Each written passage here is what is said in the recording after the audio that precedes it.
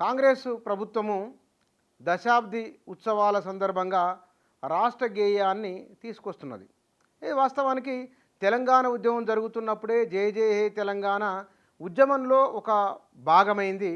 జనాన్ని సమీక్షించడానికి, భావవ్యాప్తిని తీసుకొని వెళ్ళడానికి, తెలంగాణలో తామంతా ఉద్యమిస్తున్నాము, తామంతా ఒకటని చెప్పడానికి బలంగా ఉపయోగపడిన ఒకానొక మాధ్యమము జై జై హే తెలంగాణ గేయం.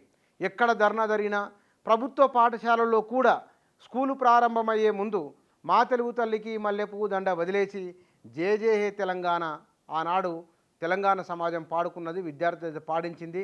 రోడ్లపైన సభలు సమావేశాల్లో ఈ పాట మారుమోయింది. కొన్ని వందలు వేలు లక్షల సభల్లో. 10 ఏళ్లుగా ఈ పాట గేయం గురించి ఆ ప్రభుత్వం పట్టించుకోలేదు. ఇప్పుడు కాంగ్రెస్ ప్రభుత్వం వచ్చిన తర్వాత జై జై హే తెలంగాణ రాష్ట్ర గేయంగా ప్రకటించి దానికి సంబంధించిన ఇప్పుడు ఈ సందర్భంలో దీని చుట్టూ ఒక వివాదం జరుగుతున్నది. ఏమిటనంటే అది కీరవాణి తెలదనటువంటి తెలంగాణలో ఉన్నాడా, మన దగ్గర ఒక్కరున్నా నాకు చూపెట్టు, సోనియా గాంధీ ఇటలీకి చెందిన ఆమె, తెలంగాణ ఇచ్చిందనే రాష్ట్రాన్ని వదిలేసినమా, నా కీర్తిని అడ్డుకునే ప్రయత్నం చేసుకోండి. దర్శకుడు ప్రేమరాజుపై అందశ్రీ చిందులు. జై జై హే సంగీత సారథ్యంపై వివాదం. సోషల్ మీడియాలో వైరల్ అవుతున్న వీడియో. సంగీతం ఎవరు సమకూర్చాలి అన్న దానిపైన సరే ఆయనకు ఆస్కార్ అవార్డు అని లేతే కనుక మంచి సంగీత దర్శకుడు నానా రకాల అంశాలు ఉన్నాయి అక్కడ.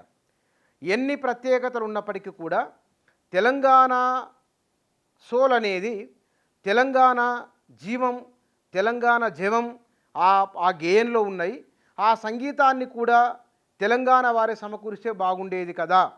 ఇప్పుడు తెలంగాణలో ఎంతమంది సంగీత దర్శకులు లేరు, 1-2 పేర్లు చెప్పడం ఎందుకు కానీ డజన్ల మంది ఉన్నారు.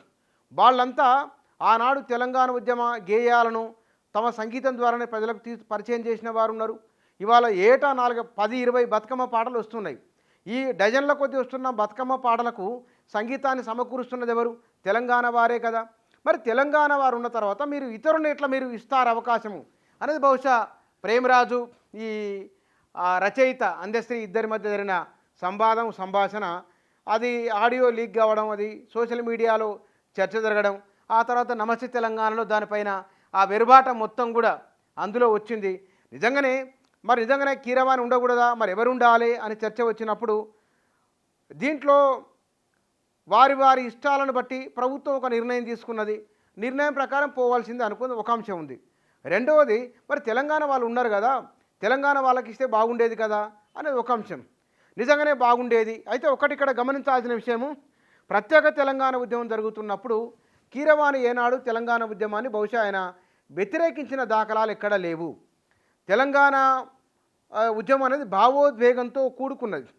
ఇక్కడ ప్రజలు ఆత్మగౌరవానికి అగ్రపీఠం వేసినారు కాబట్టే లక్షల మంది ప్రజలు రోడ్లపైకి వచ్చి నినదించి తమ తెలంగాణ అనేది ఆ సీమాంధ్ర కంటే భిన్నమైనది కాబట్టి సీమాంధ్రకు సంబంధించిన కొంతమంది పెత్తనాన్ని తాము అంగీకరించేది లేదు అని తెలంగాణ సమాజం నాడు చాలా బలంగా చెప్పింది, వ్యక్తీకరించింది.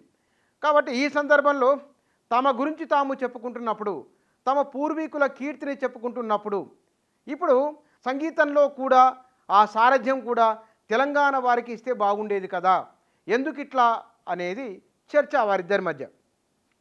వాస్తవం చర్చ జరగడం మంచిదే, కానీ ఆ చర్చ మరీ విస్తృతం కాకుండా, మరీ వివాదం కాకుండా చర్చ జరగడం ఆరోగ్యకరమైంది. ఏ అంశంపైనా సరే అన్ని రకాల వైపు నుంచి చర్చ జరగవలసిందే. కానీ ఇక్కడ ప్రభుత్వం తీసుకున్న ఒక నిర్ణయం కాబట్టి మరి ఆ నిర్ణయము ఇప్పుడు తీసుకోవడం లేదు. సంగీతం అయిపోయింది, పాట కూడా రాబోతూ ఉన్నది, గేయం కూడా రాబోతున్నది. కాబట్టి ఇది వివాదంగా అనదానికంటే కూడా ఈ అంశం పైన ఒక చర్చ జరిగింది.